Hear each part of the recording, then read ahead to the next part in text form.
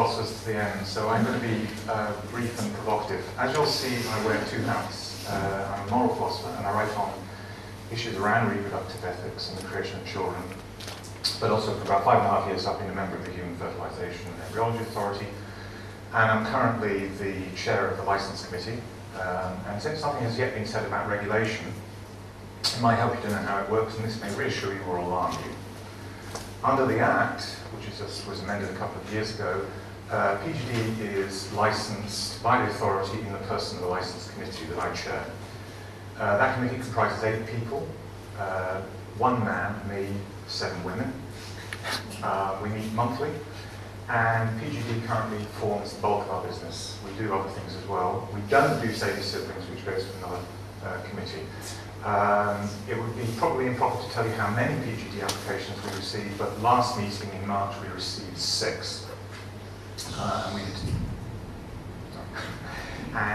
We determined whether or not the PGD, the condition for which the license is being sought, meets the statutory test. In other words, we have to act within the law. We have an outside lawyer who sits on all our committee meetings and keeps us absolutely right. And they range from the brutal to the extremely brutal in terms of the way they treat me.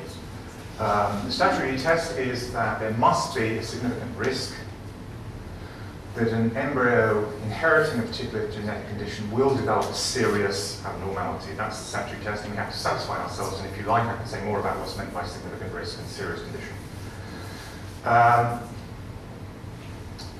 That's the way it works, and I should say that at the moment there's a long list of PGD conditions that are licensed, and those are on the HFA website if you want to go and see that list. And we're about to conduct a full review of all the PGD conditions. One thing that is really important to make clear, because people still don't understand this, we used to license individual applications. That is, prospective parents would come to the authority and ask for PGD in their particular case. Now we license genetic conditions. And any clinic that's licensed to perform PGD can, if we grant a license for the general condition, then perform PGD for that condition. However, under the law, each and every clinic has to satisfy itself that in any particular individual case, the particular people applying to have PGD meet the statutory test. Now, the clinicians will clarify this if you want, but why that's important is that in some genetic conditions, there is a range of associated symptoms, and it can range from the extremely severe to the mild. So one of the difficulties we have as a license committee is licensing a condition that can have a range of associated conditions. And again, I can explain how we do that. And again, it might reassure you or alarm you. What I thought would be interesting is to be provocative and just ask a simple question: who should be allowed to choose to undergo PGD? And that question seems to me is extremely important, and the key values that it engages are at least 3. One is individual freedom, the right of persons to make choices about whether or not to have children, and what kinds of children they can have if it lies within the realm of physical possibility to choose, what's often called reproductive autonomy. Secondly, there are the interests of future persons, and since PGD occurs within IVF, there is what's called the welfare of the child condition, that you can't perform IVF unless you're satisfied that the welfare of the future and existing children are guaranteed. And lastly, there are public good considerations, things to do like public health, issues around what's called genetic solidarity, broad issues that society might think go beyond the interests of the parents and of the future child. Who should be allowed to choose PGD? Seems to me there are 3 options. Firstly, we should just allow it to parents. Now, I'll start with this. There's a very nice provocative book by an American philosopher called Gengage, who thinks eugenics has got a very bad name, largely because of the Nazis. And the problem with that is what was wrong with Nazi eugenics was that we gave the state the right to make decisions about who should live and die, whereas he thinks liberal eugenics is much better, and there you give the right of choice to parents. And that's not as bad as authoritarian eugenics, where it's under the control of the state. So parents should have a clear choice as to what kinds of children they want. And he invokes what he calls at one point the parity principle, which he says, look, once a child is born, parents make all kinds of decisions about what their children will be like, how they educate it, how they bring it up, how they feed it, subject to standard problems. constraint. So why shouldn't they be allowed to choose before the child is born, if they can, what kind of child they want? What's wrong with that? What's the difference between making decisions after the child is born and before the child is born? Lots of reasons think it's better to do it before it's born. So why not just give the choice to parents? In the case of PGD, prospective parents will probably have direct personal experience of the conditions they're seeking to avoid in their child. They may have an existing child who suffers from the condition. They may know of others within their close family in that age. They know what that condition means. And we can receive from the Licence Committee personal statements from those who suffer from the condition. They're often extraordinarily moving and fill in the gaps that might not be there in a kind of neutral, dispassionate clinical summary. You might think too that parents have to live with the consequences of their children inheriting a particular condition. It's for families to raise children, and we know the costs, financial, moral, emotional, of parents having to live with severely disabled children. So surely parents should be allowed to choose. That's option number one. Second option is give it to the clinics.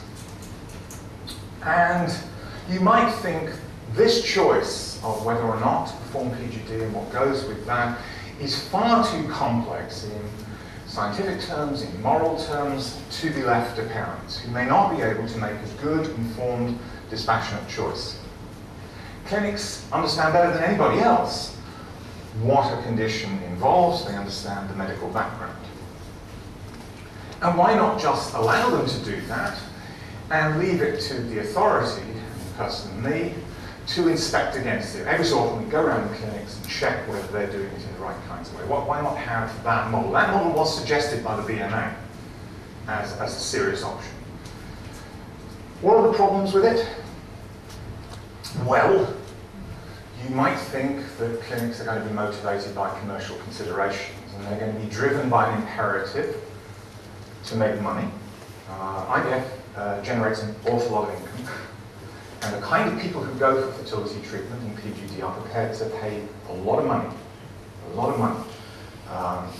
Clinicians cannot sit on the Licence Committee. It used to be the case they're not allowed to sit on my Licence Committee, and that's precisely because we see there has been a direct conflict of interest between what they would wish to see licensed and what we, acting in the name of the public, would allow to be licensed. And you might think if we give it to clinics, there's the danger of a real slippery slope. And moral philosophers always invoke slippery slopes, saying, if you allow this today, by tomorrow, next week, the year after that, we'll be all the way down the bottom of the slope. And particularly in respect of PGD, we start by eliminating awful genetic conditions, and we end up by allowing designer babies, or we invoke eugenic selection on the worst kinds of grounds. And why would clinics be the best people, the best institutional protection against sliding down the slippery slope? And how will clinics protect the public good?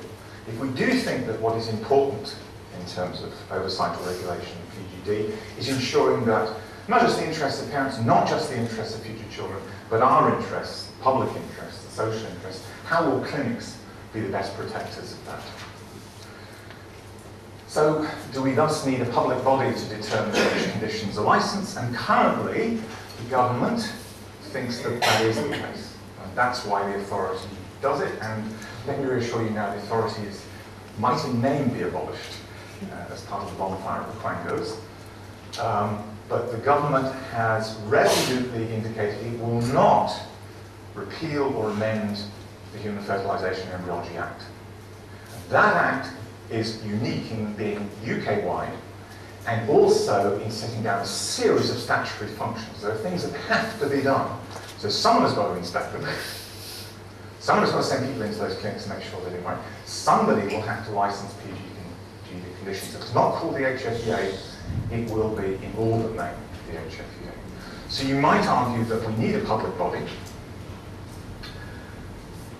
but I have to be very careful as a member of that authority not to badmouth my colleagues. But you might think, what on earth are 8 unelected people doing, sitting every month in London, deciding who shall have PGD or not? I get appointed by the Appointments Commission,